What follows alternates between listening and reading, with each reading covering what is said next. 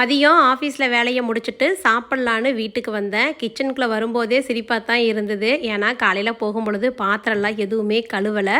சாப்பாடும் பார்த்திங்கன்னா கொஞ்சமாக குக்கரில் அந்த குழஞ்சு போன சாப்பாடும் கொஞ்சமாக பொரியலும் தான் இருந்தது. காலையிலேருந்து ஸ்வீட் சாப்பிட்ணும் போல் தோணிகிட்டே இருந்தது. கடலைப்பருப்பை வச்சு அந்த போலி செய்வோம் இல்லைங்களா, அது போல் செய்யலாம் அப்படின்ட்டு 3/4 கப்பு கடலைப்பருப்பை எடுத்து தண்ணி ஊற்றி கழிஞ்சிட்டு வேக வச்சுட்டேன். 3/4 கப்பு கடலைப்பருப்புக்கு 1 கப்பு வெல்லம் சரியாக இருக்கும். இனிப்புக்கு வெல்லம் பாகுபதமெல்லாம் வர வேண்டாம், ஜஸ்ட் கரைஞ்சி வந்தால் மட்டும் போதும்.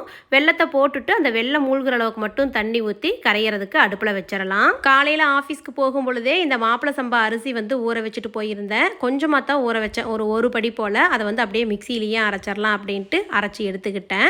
கடலைப்பருப்பும் வெந்துருச்சு, வெள்ளமும் கரைஞ்சிருச்சு. ஒரு 5 நிமிஷம் அதை ஆறட்டும், அதுக்குள்ளே மாவை கரைச்சிடலான்னு கரைச்சி எடுத்துட்டேன். கடலைப்பருப்பு இந்த மாதிரி அரை வேக்காடு வெந்தால் போதும். இதை எடுத்து ஒரு மிக்சி ஜாரில் போட்டு பல்ஸ் மோடில் போட்டு நைஸாக அரைச்சி எடுத்துக்கலாம். கரைஞ்ச வெள்ளத்தில் தூசியெல்லாம் இருக்கும், அதனால் ஒரு வடிதட்டி வச்சு அந்த தூசி எல்லாத்தையும் ஃபில்டர் பண்ணி எடுத்துட்டு கொஞ்சமாக ஏலக்காய் பொடி சேர்த்து வெள்ளத்தோட மிக்ஸ் பண்ணிட்டேன்.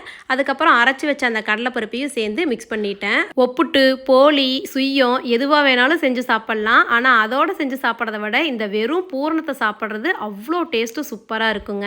1 கப்பு மைதா மாவு எடுத்து தண்ணி ஊற்றி நல்லா மிக்ஸ் பண்ணி வச்சுட்டு இந்த மாவு பேஞ்சு வச்சுருந்தோம் இல்லைங்களா, அதை சின்ன சின்ன உருண்டைகளாக பிடிச்சி எடுத்துக்கலான்னு சின்ன சின்ன உருண்டையாக பிடிச்சி எடுத்துட்டேன். சப்பாத்தி மாவு மாதிரி பிணைஞ்சு தோசைக்கல்ல போட்டு எடுத்தோம்னா போலி, இதே பச்சி மாவு மாதிரி பிணைஞ்சு மசாலா போண்டா போடுறோம் பார்த்தீங்களா, அது போல் போட்டு எடுத்தோம்னா சுய்யம். சரி, எண்ணெயில் போட்டு எடுக்கிறது ஈஸியாக இருக்கும் அப்படிங்கிறதுனால சுய்யமாகவே செஞ்சிடலாம் அப்படின்ட்டு செஞ்சுட்டேன். ஃப்ரிட்ஜில் எல்லாம் வைக்காம வெளியிலேயே வச்சு சாப்பிட்டாலும் 2 நாளைக்கு வச்சு சாப்பிட்லாம், கெட்டெல்லாம் போகாதுங்க. அப்படியே அது போட்டு எடுக்கிறதுக்குள்ளே இருந்த பாத்திரம் எல்லாத்தையும் கழுவி எடுத்துட்டேன்.